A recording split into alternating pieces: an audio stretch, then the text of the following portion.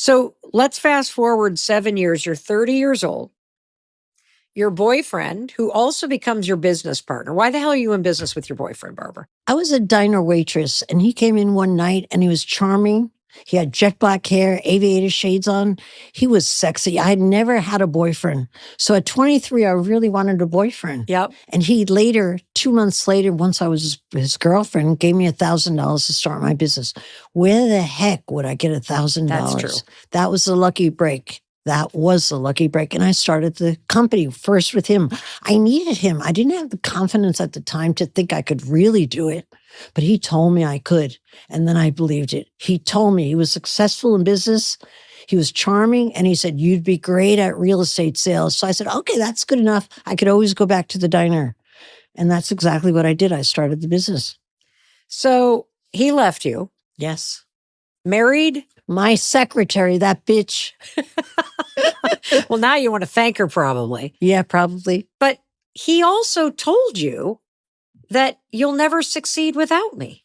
Well, I don't blame him because I was Why? going out the door. I divided the business in half and left him on a Friday afternoon and took my half of my business out with me.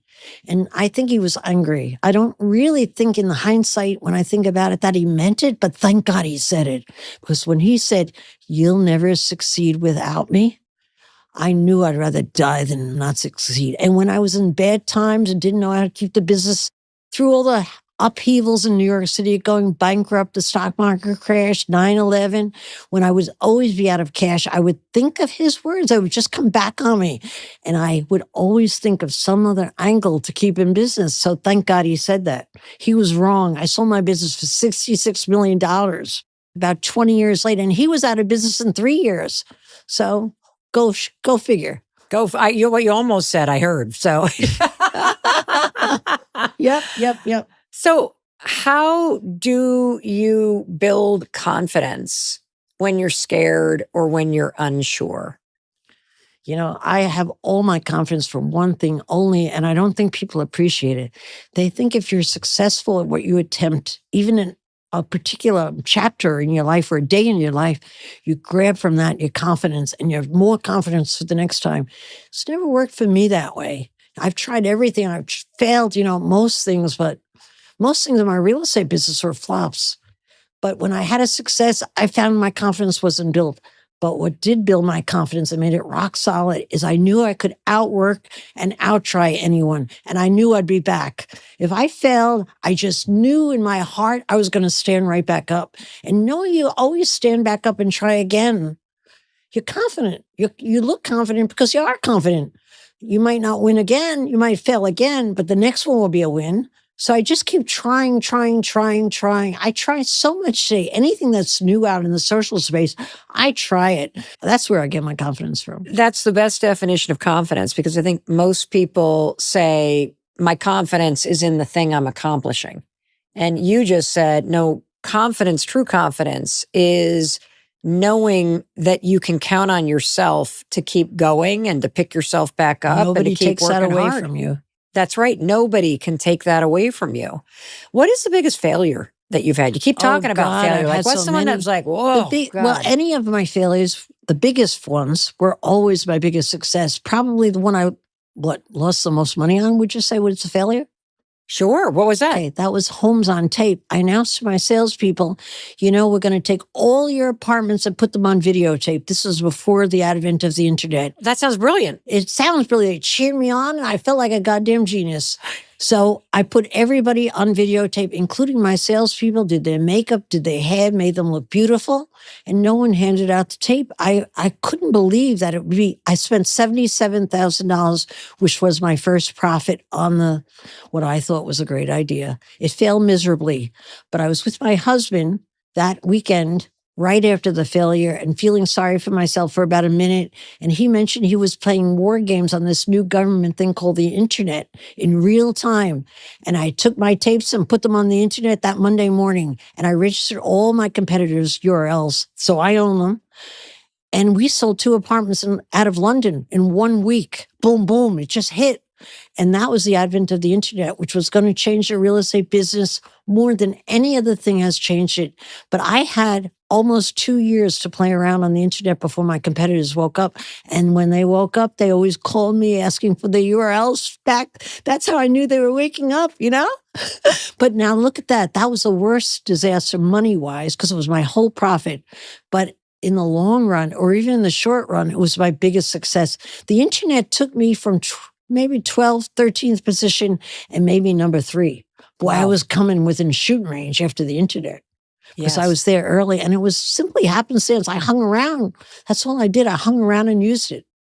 What's your advice to somebody who's listening right now, who's just starting their career, who's trying to figure out their future? You're not going to figure it out from afar. Just try a lot of stuff on. Forget about what mom and dad said or whatever.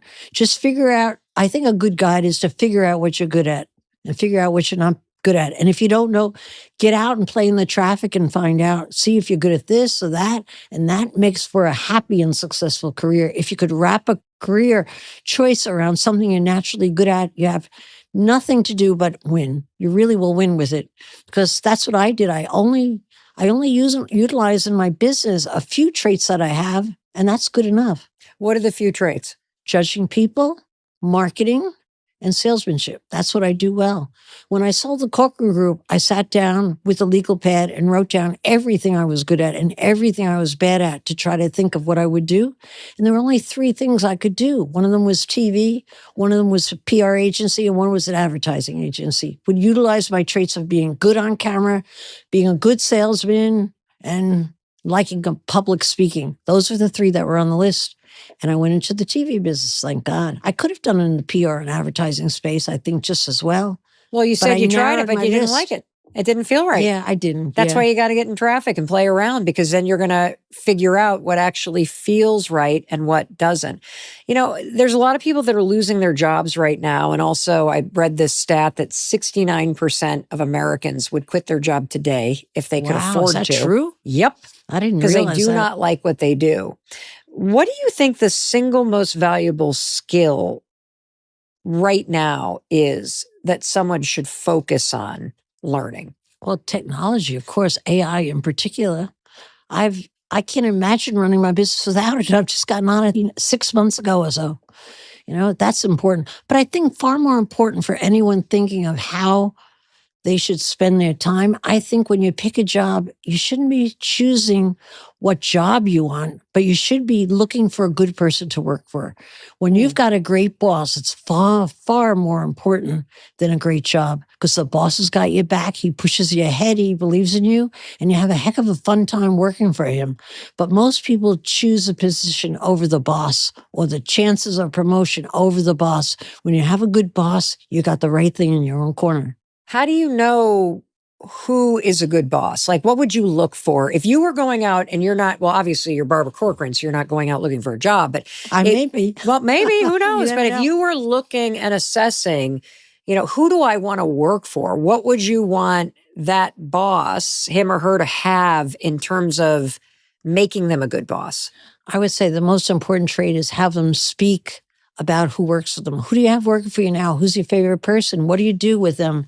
You know, how long have they been here? Like, you're actually finding out if they're working for the people versus the people working for them, which I think is really the key to being a good boss, is to work for your people. You want someone who's going to say, this guy got promoted, blah, blah, blah. If you just get a guy who wants you to do your job and that's it, and you don't prod him to tell you about the people, you really won't learn about his attitude toward people, and you don't know what you're working for. What do you think the difference is between somebody who's a boss versus somebody being a good leader? Well, I guess a boss tells you what you ought to be doing, which is valuable. You want to know what your job is. But a leader inspires you and gets you to believe in their dream and see things the way they do, and makes you willing to climb up the mountain behind them. I think being a leader is not easy.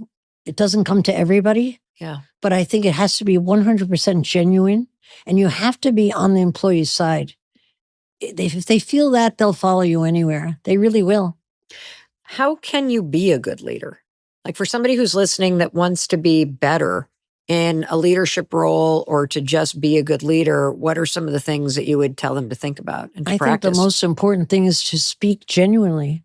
I mean, you know when you're being conned and bosses are great at conning you, but if you're a great leader and you speak genuinely as to why what you want them to do is good for them, not for you, they'll listen to you and they'll follow you. I think you have to put it in their terms why it's good for them, because the good leader is always working for their employees if they have their head on straight. And that's how Now, you get it done.